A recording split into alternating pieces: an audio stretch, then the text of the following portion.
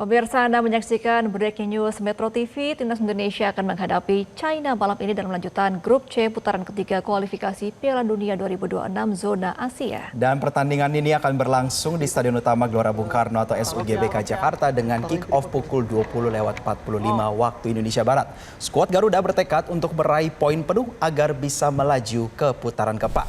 Pertandingan lawan China ini menjadi laga kandang terakhir di putaran ketiga kualifikasi, dan setelah ini selang 5 hari Timnas Indonesia akan melakoni laga tandang ke Jepang yang sudah dipastikan lolos ke putaran final di Osaka. Dan pemirsa, untuk mengetahui bagaimana situasi terkini di SUGBK, sudah ada rekan kami Satrio Adi di lokasi. Selamat sore Satrio Adi, seperti apa kondisi saat ini? Apakah para penggemar ini antusias sekali untuk menyaksikan tim kebanggaan mereka? Ya, Gemma Jose, pada sore hari ini di Stadion Utama Gelora Bung Karno Jakarta, supporter Timnas Indonesia sudah mulai memadati kawasan ini sejak siang hari tadi. Meskipun gerbang pintu masuk baru dibuka pukul 5 sore nanti, namun ya sekitar pukul 3 ini Plaza Utara Stadion Utama Gelora Bung Karno sudah dipadati oleh lautan merah supporter Timnas Indonesia. Nah, kita mau ajak ngobrol nih beberapa supporter Timnas Indonesia. Halo Mas, selamat sore. Mas. Ya, sore. Dari Metro TV ya? Iya. Sukses selalu. Ya, Mas, dengan Mas siapa nih? Mas Roy. Mas Roy dari mana, Mas? Wonosobo. Wah, dari Jojo dari Wonosobo nonton di Jakarta. Kenapa nggak nonton di rumah nih? Wah, kurang semangat terus di rumah. Yang penting semangat bersatu. Mas Roy dan kawan-kawan berapa rombongan, berapa orang? 14 orang. 14 orang. Berangkat dari Wonosobo kapan, Mas? Kemarin jam 9 lah. Sampai jam 7. Jam 7, jam 8. Nah, terus Mas Roy dan kawan-kawan kira-kira prediksi skor Timnas Indonesia lawan Cina berapa? 2-0. Telak. Menang. Siapa yang golin, Mas Roy? Oleh skor lain nih 3-0, 4-0. 2-0. Realistis. Berarti sampai liburan haji di Gelora Bung Karno. Oke, siap, pokoknya insya Allah. Siap. Yang penting semangat, sukses selalu Metro TV. Pesan-pesan untuk para pemain. Job, pesan-pesan Job. Ron, pesan Ron. Pesan terus. Semangat selalu. Semoga Indonesia jaya menang. Masuk Piala Dunia 2026. 2026. Semangat. Mas, ada yel-yel nggak nih dari Wonosobo? Kalau ada bareng-bareng dong kita. Yuk. Ada. Yuk. Ayo. Ayo. Yuk. 1, 2, 3. Ole.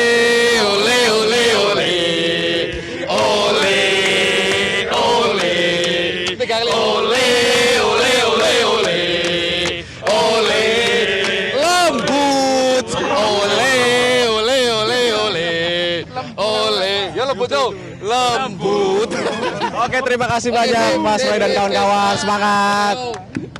Nah, itu tadi antusiasme supporter Timnas Indonesia yang jauh-jauh deh datang dari Wonosobo untuk nonton langsung pasukan Patrick Kluivert di Stadion Utama Gelora Bung Karno Jakarta. Meskipun baru pertandingan antara Timnas dan China ini baru mulai kick off pada pukul 20:45 waktu Indonesia Barat nanti, namun saat ini sudah ada ribuan supporter Timnas Indonesia yang sudah menunggu khususnya di Plaza Utara Stadion Utama Gelora Bung Karno Jakarta. Adapun laga melawan Timnas China ini akan menjadi salah satu laga penentu lolos atau tidaknya Timnas Indonesia dalam ajang kualifikasi Piala Dunia 2026 pasalnya.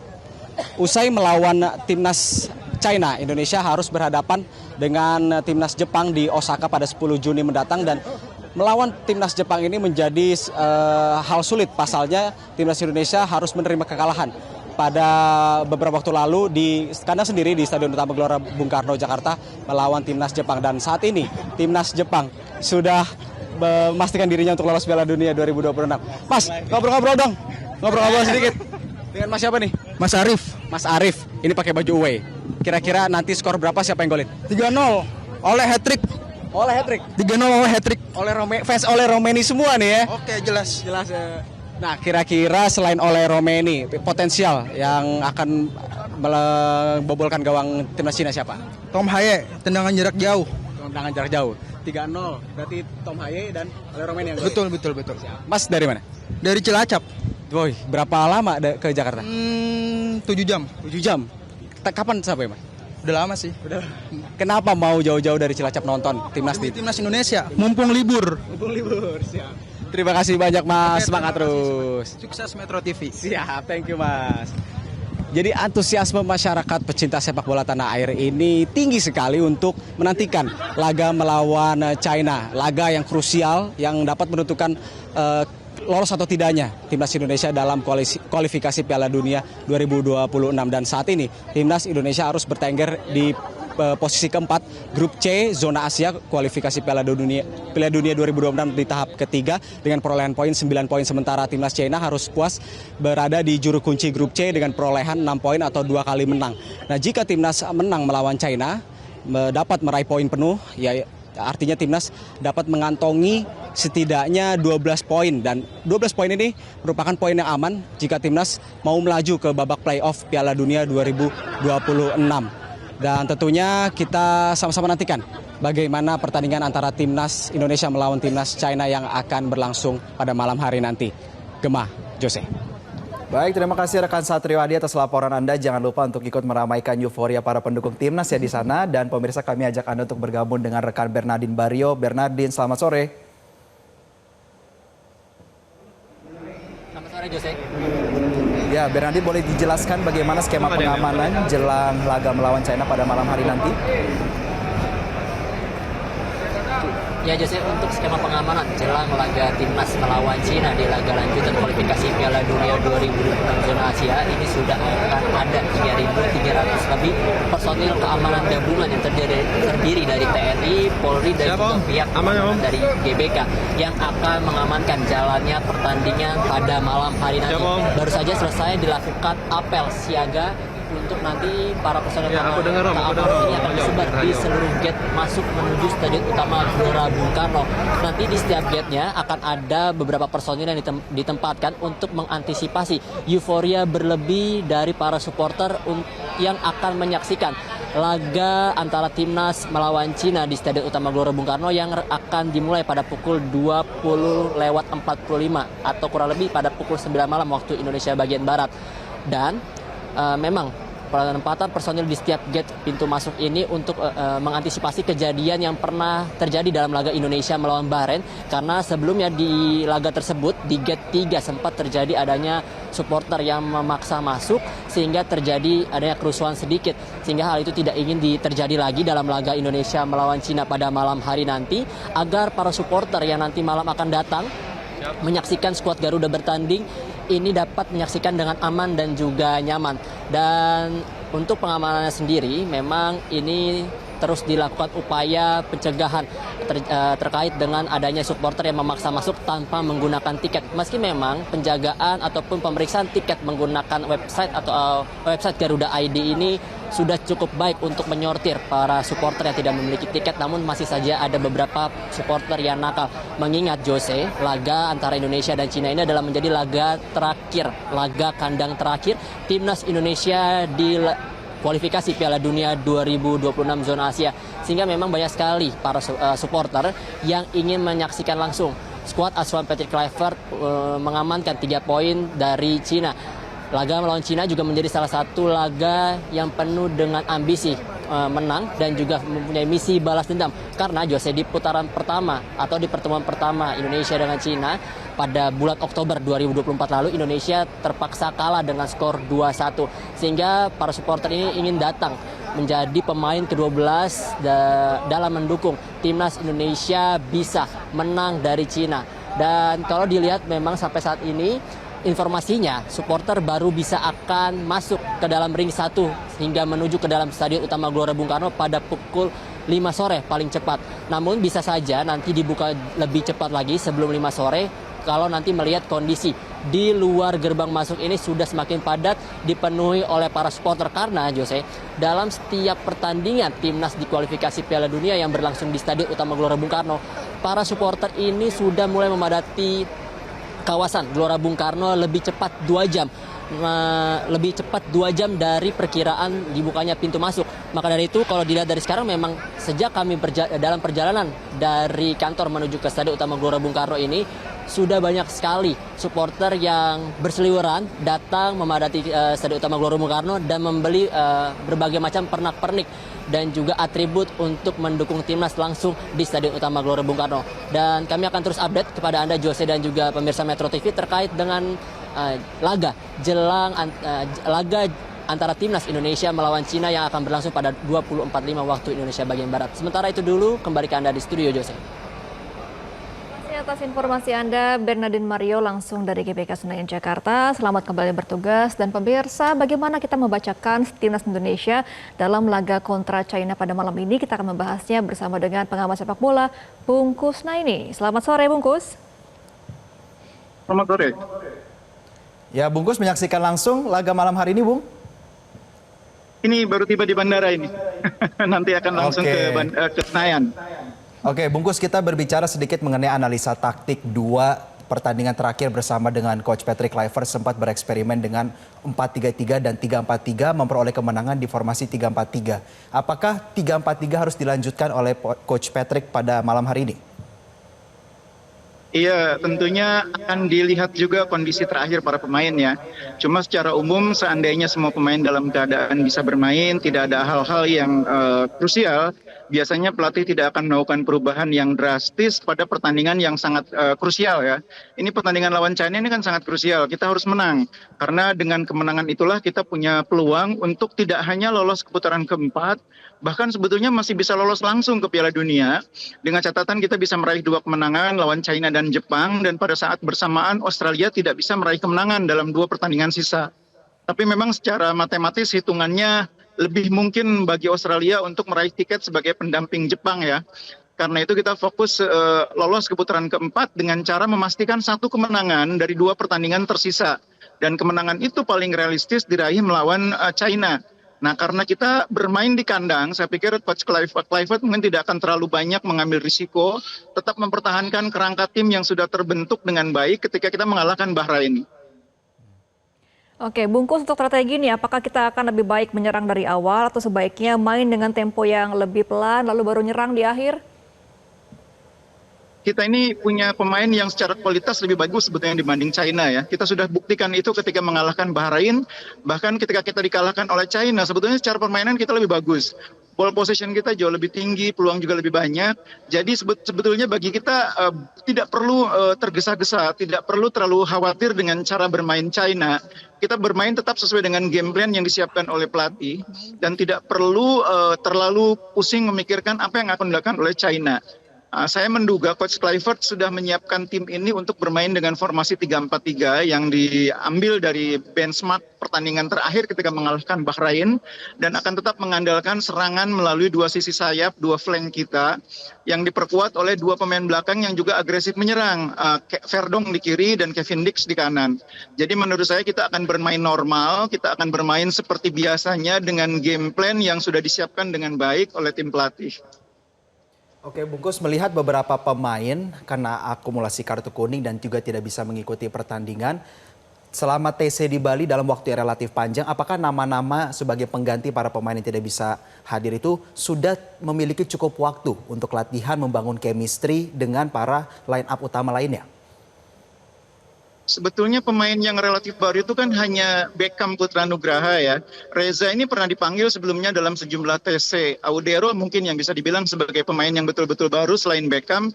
Tapi Audero bermain di posisi penjaga gawang sehingga secara taktikal tidak terlalu banyak masalah. Dan Beckham menurut saya juga di pertandingan kali ini belum akan banyak mendapatkan kesempatan. Karena ini baru merupakan debutnya bersama timnas. Jadi menurut saya pemain-pemain yang dipanggil timnas ini sebetulnya pemain yang sudah lama berada dalam tim dan sudah lama kemampuannya dipantau oleh jajaran pelatih.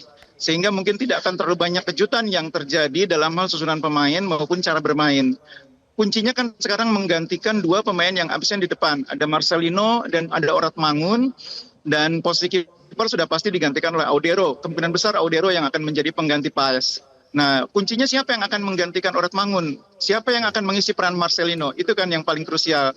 Untuk posisi Oratmangun, saya menduga Lili Pali akan punya kesempatan karena cara bermain Lili Pali ini agak mirip dengan Oratmangun. Meskipun di posisi yang sama masih ada Dean James, masih ada Rafael Struijk, tapi mengingat Lili Pali ini punya jam terbang yang cukup tinggi bersama tim nasional dan punya latar belakang sepak bola Belanda yang juga cukup kuat.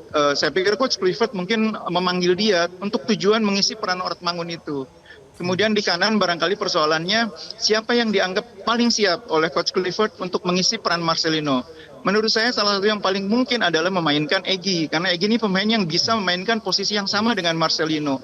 Gaya mainnya memang berbeda, tapi posisi dia di Dewa United itu agak mirip dengan posisinya Marcelino. Sehingga Egy menjadi pemain yang paling mungkin menjadi pengganti Marcelino. Apalagi Egy musim ini di Liga 1 juga sangat luar biasa performanya. Kalau Egy bukan pilihan pertama, masih ada Sayuri, masih ada Beckham. Oke, Bungkus, kalau berbicara mengenai kiper nih pengganti dari Martin Paes ini kan Emil Audero. Dia akan bermain di kasta kedua di Liga Italia. Selevel nggak untuk menggantikan Martin Paes nanti? Oh, jangan lupa Audero ini 7 musim main di Serie A. 5 musim bersama dengan Inter Milan, 5 musim bersama Sampdoria, 1 musim bersama Inter Milan, 1 musim bersama Como. Jadi dia punya background 7 musim main di Serie A, meskipun terakhir main di Palermo. Dengan pengalaman yang panjang, 7 musim bermain di kasta tertinggi, dan main di Eropa, saya pikir Audero adalah pilihan yang sangat layak untuk menggantikan peran Martin Paes. Bahkan kalau diukur dari berbagai aspek, sebetulnya Audero mungkin sebetulnya lebih berpengalaman, lebih panjang track recordnya dibanding Paes itu sendiri. Oke, Bungkus, mengingat bahwa dengan formasi 3-4-3 untuk menjaga Emil dan debutnya pada malam hari ini begitu ya. Apa yang menjadi catatan Anda terutama berkaitan dengan transisi dari menyerang dan juga bertahan, dan juga apa yang penting untuk menjadi evaluasi dari pertandingan sebelumnya? Iya, di pertandingan pertama ini kan kita banyak kecolongan oleh serangan balik China dari flank ya. Ketika pemain kita keluar untuk menyerang, keluar untuk mencoba membongkar pertahanan lawan, mereka terkejut ketika China melakukan serangan balik cepat yang bolanya itu selalu diarahkan kepada 2 flanknya. Ketika itu 3 bek tengah kita terlambat mengantisipasi, gelandang kita juga terlambat menutup pergerakan pemain-pemain cepat dari China. Saya pikir itu sudah dipelajari oleh tim pelatih dan saya optimis kali ini tidak akan terulang. Apalagi di pertandingan terakhir kita sudah memainkan Joy Pelupesi yang ternyata mampu berduet sangat baik dengan Tom Hai. Joy Pelupesi ini adalah tipikal pemain yang sangat pas untuk memainkan peran sebagai holding midfielder, sebagai seorang penjaga keseimbangan. Jadi ketika 2 bek kita naik ke atas, itu Joy yang akan mengisi kekosongan yang dibuat oleh naiknya 2 bek tersebut. Nah, ini peran yang pada pertandingan pertama kurang bisa dimainkan oleh pemain yang lain. Mudah-mudahan kali ini posisi itu bisa diisi dengan baik oleh Joy. Tapi secara keseluruhan memang pemain-pemain harus bisa saling mengisi ya. Kita punya 3 bek yang kualitasnya sangat bagus, tapi kerjasamanya juga harus lebih baik lagi dibanding di laga sebelumnya ketika away ke China. Waktu lawan Bahrain kan kita sudah memiliki kombinasi 3 bek tengah yang sangat baik, yang padu. Mudah-mudahan ini juga bisa jadi modal yang baik di pertandingan kali ini, bisa tampil sama bagusnya dengan ketika mengalahkan Bahrain.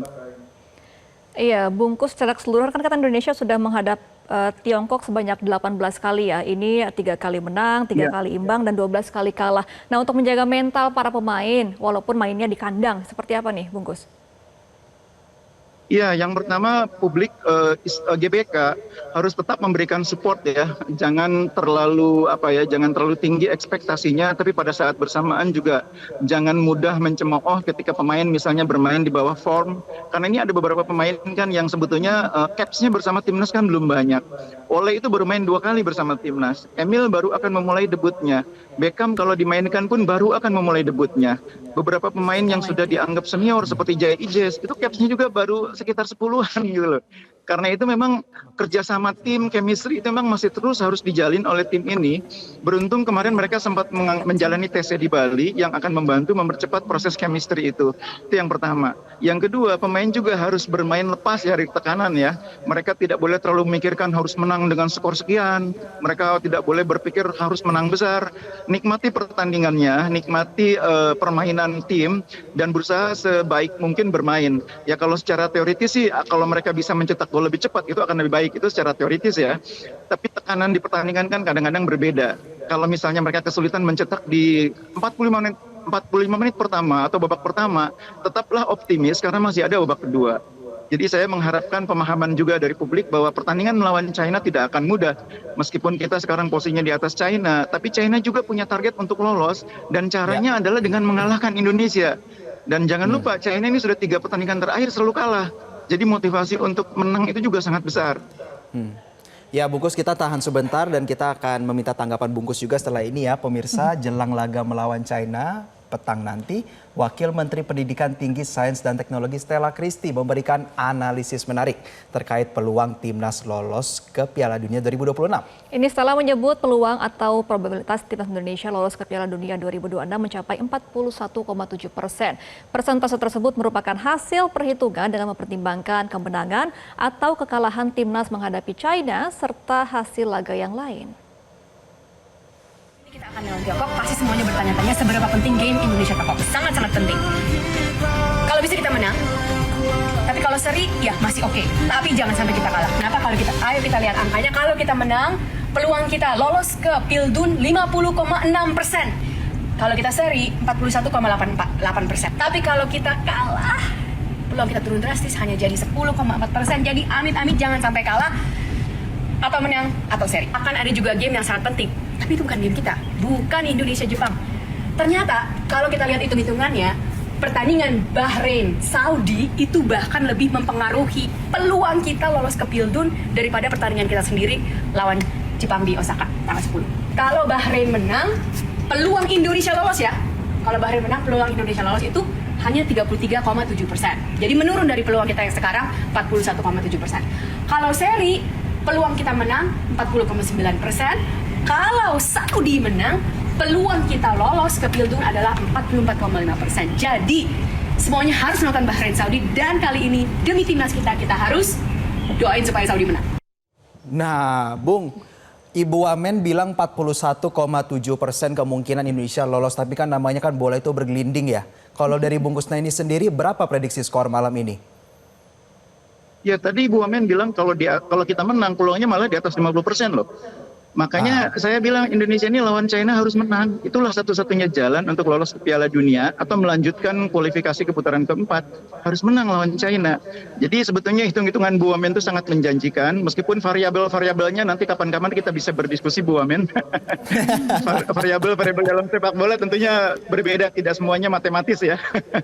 Tapi apa yang disampaikan oleh Bu Wamen bahwa Indonesia punya peluang di atas 50% seandainya menang. Itu menurut saya sangat tepat. Kita harus menang kalau mau menjaga asa lolos ke Piala Dunia.